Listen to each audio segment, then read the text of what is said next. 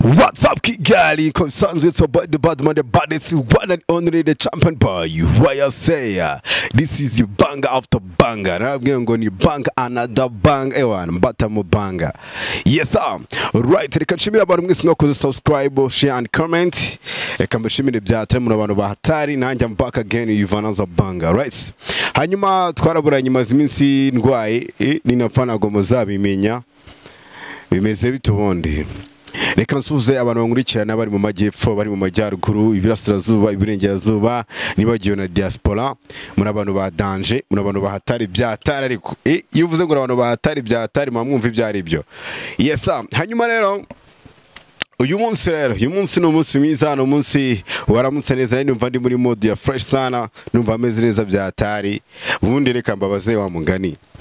Iyo wishyira ndi rodi ufite stock ubundi wumva ufite ikihe kibazo mbwiza ukuri nanjye rero nubwo buryo ndi kwiyumva meze bon ponzem right sir.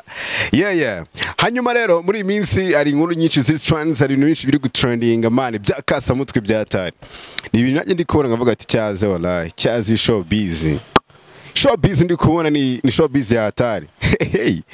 Ibaze ko ino showbiz yacu ndabona mu minsi iraza kuba iri ku yindi standard, iraza kuba iri ku rundi rwego, iraza kuba imeze neza kurenzaho.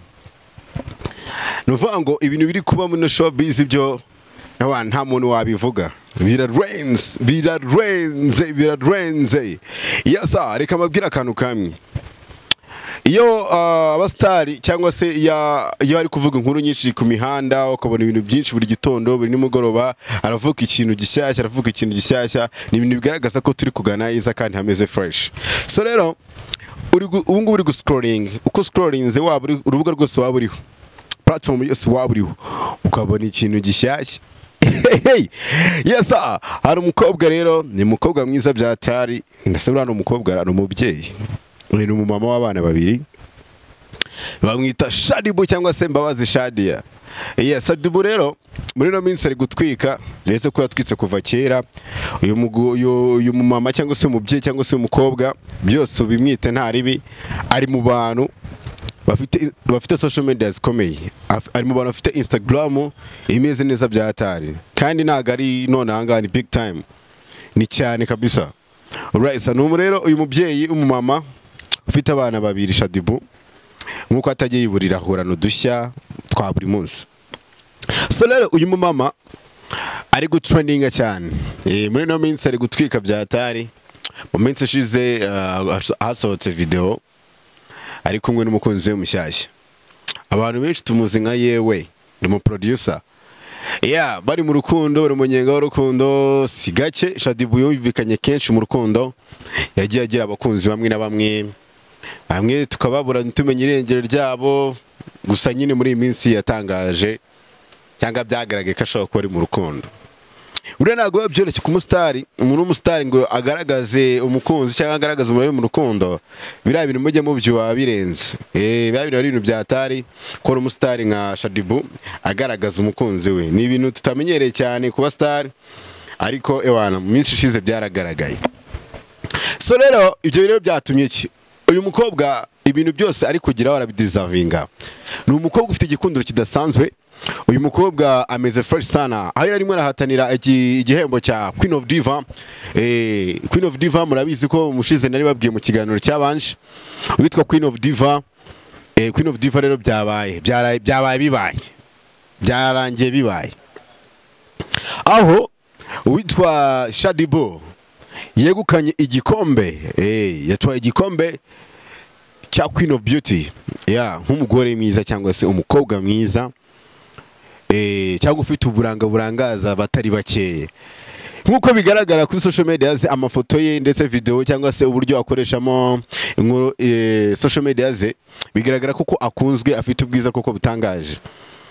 Uyu rero umwita Shaddyboo cyangwa se Mbabazi Shadia yabaye yegukana igikombe cya Queen of Beauty, aho yahawe akayabo ka miliyoni 6 zose. Ni ibintu rero bibaye ku nshuro ya mbere, ntago ari byari bimenyerewe, ni ibintu bisa nkaho bitari bimenyerewe muri kino gihugu. Ariko Diva yatanze icyo gikombe igihereza witwa Shaddyboo Mbabazi, ubu ngubu ni Queen of Beauty. aho yari yambaye neza byatari, yambaye ikanzu nziza y'umukara ndetse agaragara kumwe n'umukunzi we aho bari bicaye nyine muri VIP witwa Yahawe. Umukunzi we uri kuvugisha abantu benshi kuri social medias, abantu bari kuvuga ngo nareke umukecuru. Yari abantu bita Shaddyboo umukecuru, ariko Shaddyboo ngiye mbona kiri icyuki. Umuntu ariko umukecuru ngo akomeze akore n'umuproducer biramubere kandi yabikuramo ibiceri n'iki. Right, so rero bari kumwe muri icyo gitaramo aho yagaragaye ku rubyiniro ibyishimo byamurenze ndetse yashimiye cyane abafana, ashimira abantu bamushyigikiye. Right, sir. Yatwaye Queen of Beauty nk'umukobwa mwiza cyane Mbabazi Shadia. Zero Queen of Diva ari witwa Ariette Nene Tracy. Uyu nawe yatwaye ibikombe bibiri muri Diva Awards. Yatwaye Queen of Diva nk'umukobwa ukurikirana kenshi cyangwa se ukunzwe cyane kuri social medias. Yes, atwara na Queen of Popularity. Bamwita Ariette Nene Tracy, ufite ubwiza butangaje, umukobwa mwiza w'igikara useka neza, uteye fresh sana, umukobwa ufite nyashi kabisa. Uravuga ati cyazi uyu mukobwa wagira ngo yaravugaga ati kirayizingana gutya, ejo kongera akavuga ati kirayizingana gutya kubera ko ukuntu yateye neza byatari. Nawe rero yakaba afite ibikombe bibiri muri Queen of Diva. Uyu mukobwa rero nawe uvugisha abatari bake mu gihugu cy'u Rwanda ndetse n'abari hanze ukubera ubwiza bwe butangaje, nawe yabaye yegukana ibikombe bibiri, Queen of Diva ndetse na Queen of Popularity. Ni ibintu rero bya fresh sana, ni ibintu byashimishije abantu benshi, ni ibintu bigaragaza neza ishusho ya fresh, bigaragara ko ari ibintu bigomba kugumaho kuko abantu babikunze. Hari ibyamamare bitandukanye rero, hari nka DJ Crush, hari witwa Beyonce Photography, ni umwana mwiza uri kuzamuka ari gufotora abatari bakeya, witwa DJ Crush. Hanyuma hagaragaye umukobwa mwiza cyane none, reka nivugire ku ba DJs, umu DJ witwa DJ Cyusa afite ubwiza butangaje, nawe ari bavanze imiziki cyangwa se niwe wari ku buhanga bw'ibyuma, umuhanga mu kuvanga imiziki mwita DJ Cyusa, niwe wagaragaye ari gucurangira abaye bari muri icyo gitaramo ndetse cyanejeje abantu batari bake. Right, sir. Rero muri Queen of Diva ibintu bimeze neza byatari. Urumva witwa Nene yatwaye $3,000,000, arongera atwara izindi $3,000,000, ubwo yose hamwe $6,000,000. Urumva ko ibintu guteza imbere rero industry yacu, ni ibintu kuzamura ibyo turi gukora ndetse n'ibyo turimo. Numva ari ibintu byatari. Queen of Diva ni ku nshuro ya mbere. Ibintu by'ibitaramo rero bikomeje gutrendinga hirya no hino. Murabizi ko minsi ishize nababwiye ku gitaramo cyitwa Iva Bravan rero mu gitaramo cye giherutse kuba habaye udushya twinshi cyane ko dushimira industry yo mu Rwanda. Biragaragara ko urukundo rumaje kuba rwinshi cyane, abantu bari gukundana, abantu biri kugaragara ko ibintu biri guhinduka. Ubundi abahanzi usangaga bapingana ariko bari gushyigikirana byatari. So rero nyuma yuko arenga $70,000,000 yakoreshejwe mu gutegura igitaramo cya Iva Bravan cyangwa se burabyo, abatari bakeya, abastari Kevin, abamuyoboke Ariel Ways ndetse n'abandi benshi cyane bitabira iki gitaramo. Ndetse iki gitaramo habaye performance zikomeye cyane, ariko nk'umuntu wari uhari wahibereye nakunze performance y'umugabo witwa Andi umuntu amaze igihe ahugiye mu bintu by'ubunyamakuru. Murabizi ko yakoraga kuri Kiss FM ariko atagikorayo. Yego yakoraga umuziki ariko wabonaga nyine atari cyane, bisa nkaho nyine yagarutse. He's back kandi yagarukanye imbaraga zikomeye byatari kubera ko ari kwigaragaza neza bya danger, aho yakoze performance irenze, aho yakoze ibintu byatari, aho abantu bishimiye akazi yakoze, aho yaje muri yanjyana ya Salsa. Yaje kumwe n'umukobwa mwiza cyane, babyina Salsa, babyinnyi beza cyane, hari indirimbo nziza cyane yakunzwe n'abatari bakitwa On Fire. Yagaragaye cyane ari kuyikubita ibana bya danger. Uriya musaza yakoze stage irenze kabisa ikubiye. Siyo gusa kandi n'abandi bastari babikoze fresh sana, nka Ariel Ways ya performance neza cyane, Kevin ndetse n'abandi. Rise ni igitaramo cyiza cyane rero cyitabiriwe n'abatari bakeya. Igitaramo cya Iva Bravan cyangwa se burabyo ni ibintu byiza. Urabizi ko yapfuye hari inzozi afite gukora, yapfuye hari byinshi yifuza gukora muri no industry cyangwa se inzozi ze. None ni byiza ko ahari ndatekereza ari kuruhukira amahoro, tunamubwira ngo rest in peace, kuko ibyo yifuje gukora byanga byakunda byibura biri gukorwa cyangwa se biri kwegereza hari abari kumufasha kubikora. indirimbo ze zaririmbwe zishimishwa n'abatari bakeya murumva ko ari ibintu byatari. So rero nditekereza ari guhurukira amahoro. Ibigwi bye biri kugerwaho cyangwa se biri kugera aho yifoje.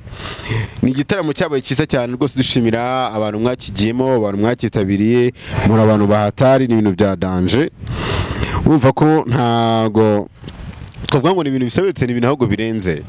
Hanyuma akandi kantu ka bien cyangwa se ka fresh sana, ese ubyumva gute wowe kubana n'umukobwa cyangwa se ukabana n'umukunzi wawe cyangwa se ukabana n'umugore wawe mugakundana igihe kingana n'imyaka 11 mukundana, none uwo mukobwa aba muri no industry tubamo umunsi ku munsi? Rufonsine ni umuntu wazamutse, azamuka neza, akunda kuvuga za ndimi niba ari kigoyi ko nekereza babyita. Azamuwe n'umugabo nawe ufite amateka, Clapton Kibonke. Yes, Clapton Kibonke nekereza ko twatangiye kumenya Rufonsine kubera Clapton agaragara muri filimi ze cyane, n'ubu ngubu ntihakigaragara byatari. Rufonsine akinaga mu muturanyi, filimi tw'umuturanyi. So azamuka neza, ufite kuno acting nyine biri difference cyangwa se afite style yazanye itandukanye nizo twari tumenyere hano muri no industry. Azamuka neza, aramenyekana, witwa Rufonsine, ndetse yagiye atwara ibikombe byinshi nka Best Actress of the Year, nk'umwacteur nyine wakitinze neza umugore mu mwaka. Urumva n'umuntu ufite ibigwi. Rero uyu mubyeyi cyangwa se uyu mukobwa nyuma y'imyaka 11 ari mu rukundo, kuko afite abana, afite umwana, ari mu rukundo, yambitswe impeta, aho yaterewe ivirigesi n'umugabo we nyuma y'imyaka 11 bakundana. Ni ibintu rero byatanze somo. Urumva gukundana n'umusore babigoye, n'umugabo utayikunze kugaragara cyane muri no mihanda, ariko ni ibintu biba birenze kubona umuntu nk'uyu uri muri no industry agatererwa ivi nyuma y'imyaka 11 mu rukundo ndetse n'umugabo we. N'iki numva ari ibintu bya danje, ni ibintu bigaragaza isho nziza muri no industry, ni ibintu bigaragaza uburyo bwiza kandi buhebuje. Ni ibintu ngiye byanejeje byatari kubona umukobwa mwiza nka Rufonsine atererwa ivi. Ubundi abandi bageze muri no industry, abastar benshi na bamwe hari igihe bamara kumenyekana cyangwa se kugafata bagatangira kwibagirwa abo bazamukanye cyangwa se bakibagirwa abakunzi babo, bakabona abantu aba diaspora cyane cyane. Urabizi ko ntago biba byoroshye, cyangwa se n'abandi bantu n'iki bigatanya no kubashwanisha no kubatandukanya, ariko umuntu mwagumanye akakuba hafi akakwitaho ndetse kugeza umutereye ivi ukemera no kumushyira mu rugo mukabana. Ngiye numva ari ibintu bya danje. Ni rero niba wafasha dukeneye umufasha ugusapotinga mu byo ukora byose. Ni ibintu biba birenze, ni ibintu bari byo gushimirwa, ndetse ari ibintu byatari. Yes sir. Hanyuma indi nkuru ya kasamutwe rero mfite indi trending nabonye nkavuga ati cyaze. Yes, ni umugabo rero witwa, akunda kwita impano y'Imana, akaba n'umuyobozi w'iyo YouTube channel. Yagiye yahanurira abantu, akora amaji nyinshi, najyaga mbibona kuri YouTube. Ari gutwika hahiye koko, abantu benshi abakorera amaji akavuga ibintu ngo bikaba, niko numvaga bavuga, nibyo binazweho ngo ni impano y'Imana.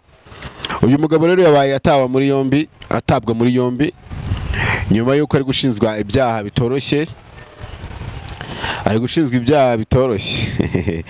ibyaha byoroshye n'ibitoroshye, gusa ntago wenda twamenya niba ari byo cyangwa atari byo. Gusa arabishinzwa, aho ari gushinzwa icyaha n'uburani guhatiriza gukora imibonano mpuzabitsina n'umuntu atabishaka, no gufata icyundi yitwaje uburiganya. Nibyo byaha ari gushinzwa. Uyu mugabo rero yabaye umusitari mu gihe gito, wamenyekana mu gihe gitoya. Ni umugabo wamenyekanye bya danje, ngo impano y'Imana, agafite Imana, afite n'impano. Ubu ari gushinzwa ibyaha bikomeye cyane, tutaramenya aho biri gushya bishyira. Tuzajya tubabwira updates, tubabwira wagwani, ndetse mbabwira ko ari byinshi bari kubategurira kuri KJ to 50 Trends. Icyo nagusaba cyonyine no gukora subscribe, share, comments, wandike uko ubona wagwani, ubone ukuntu ikiganiro cyacu kimwe kimeze, ibyo wifuza ko twakongeramo, usharing inshuti zawe, usapoting umuhungu wawe. Hanga turi muri updates, ariko byinshi bitandukanye tuzatubazanira umunsi ku munsi. Bagira ngo tuzagira ikintu mumburana. Arankoze uninde umvuze, wa mugabo wasanga muvuze bikamugera, numvishe ngo agira amaji. Yes sir, nukuri ko Imana mukore subscribe, ndasaba kuzajya mbatamo banga za fresh sana. Uyu mugabo rero akaba ari afunzwe, warafunzwe ari gushinzwe ibyo byaha. So rero kandi kantu kubwenge ni umugabo witwa Tom Close. Umugabo witwa Tom Close aretse kugira isabukuru. Uyu mugabo ni umugabo ufite amateka menshi cyane muri ino industry, ni umugabo wakoze umuziki ndetse ni Dr. Muyombo Thomas. Ni umudokteri akaba n'umuhanzi nyarwanda watwaye ibikombe bitari bike mu Rwanda. Aretse kugira isabukuru. Nyuma yo kugira isabukuru abastari benshi nyine urumva barapostinze, ariko ndashaka tugare nko ku muhanzi The Ben cyangwa se Tiger. Aretse gushyira umuhanzi nayo yakasa mutwe. Indirimbo ya Danje yitwa Print yakunzwe n'abatari bakeya. So uyu muhanzi The Ben yabaye postinga kuri Tom Close aravuga ati ngiye ngufata nka mukuru wanjye, ntabwo ngufata nk'umuntu usanzwe, uri umuntu wahatari, umuntu wa Danje kubera ibintu ukora bitangaje. Urumva Tom Close asa nk'uwaje imbere ya ba The Ben, hari indirimbo bafitanye, hari indirimbo bafitanye. The Ben akiri kuzamuka, urumva ari inama nyinshi yamugire cyangwa se n'ubakimugira. Hakunda no kugaragara amavideo, amafoto bari kumwe nka famille, basohotse nka famille zabo bose. So yavuze ko afata Tom Close mu muziki nyarwanda, amufata nka mukuru we ndetse amwubaha cyane. Ati much respect my brother. Umva rero ni ibintu bya Danje, ni ibintu bya Atari, ni ibintu birenze. Umuhanzi Tom Close katumwifuriza isabukuru nziza. Ni umuhanzi twifata nk'icyitegererezo, umuhanzi udakora ibintu by'amatiku. Ni umuhanzi ukora utuntu twe pose, agakora utuntu twe pole kandi akadukora neza cyane. So rero witwa Bruce Melody. Bruce Melody ntabwo twereka kumuvugaho, nabwo ufite Tiger. Katuvuga na Bruce Melody gatoya, ari gukora amateka muri Canada. Murabizi ko ari gukora ibitaramo, aho yagaragaye rwose abantu bo hanze cyangwa se abari hanze, ndi kuvuga aba diaspora, bishimiye umuziki we. Ibintu bigaragaza ishusho nziza cyane ko umuziki wacu uri international, aho abantu bari bishimiye cyane indirimbo ze ubwo baziririmbaga nk'abazizi. Ni bigaragaza ko abahanzi bakwiriye kuzajya bajya gukora ibitaramo hanze ndetse tugatanga show ahantu hose. Byagaragaye fresh sana. Bruce Melody ari ku rubyiniro ari kuririmbira abafana be cyangwa se abakunzi be, byagaragaye neza cyane kabisa. Abantu batangiye bajya gukora ibitaramo hanze, cyitabiriwe cyane, abantu bakitabira ari benshi, ibintu byata. Rero Bruce Melody ari gufata umuziki nyarwanda akawujyana, akawohereza, ni nko gufata idarapo ry'u Rwanda akayijyana hanze.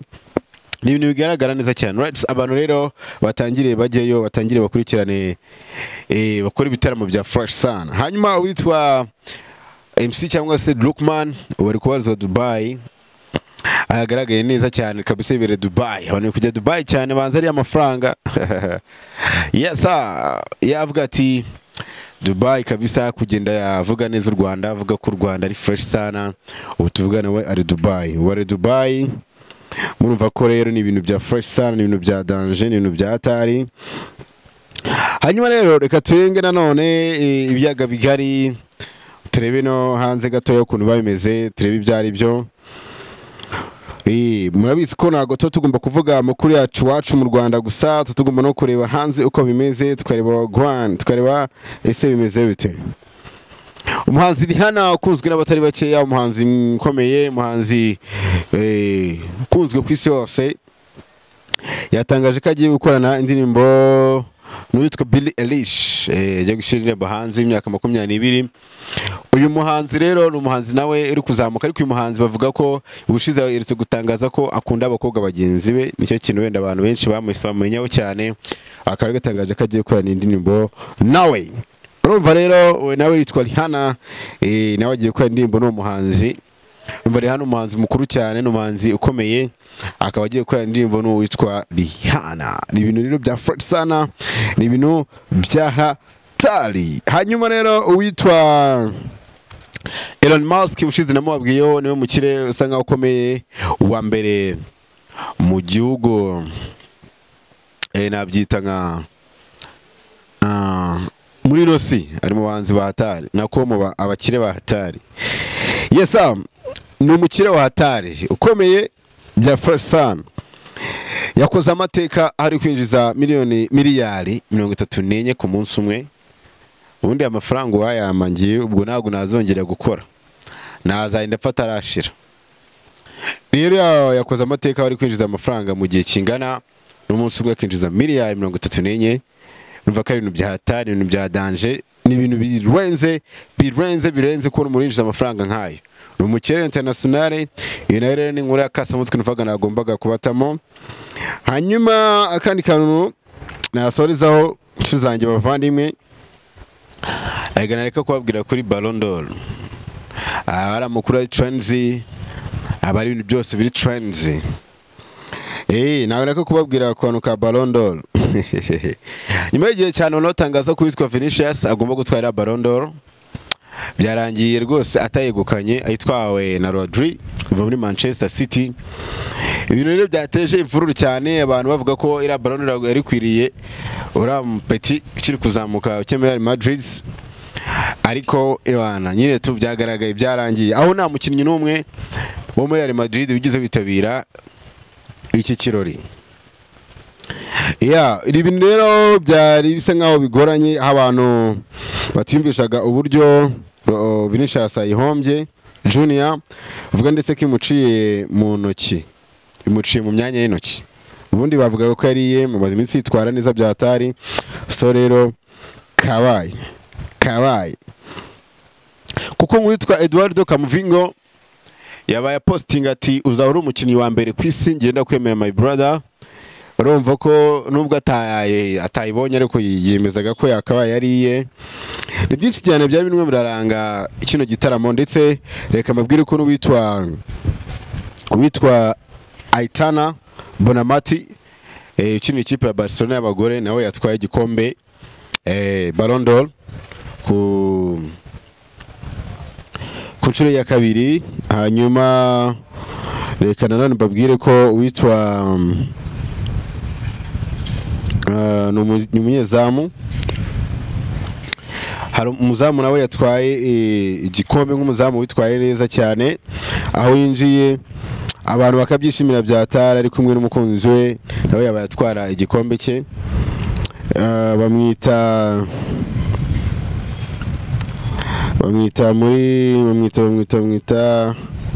Emiliano Martinez niwe watwaye igikombe nk'umuzamu. Right sir. Hanyuma rero amakuru yacu abari akagaruka, abari trends, abari updates, abari byatari.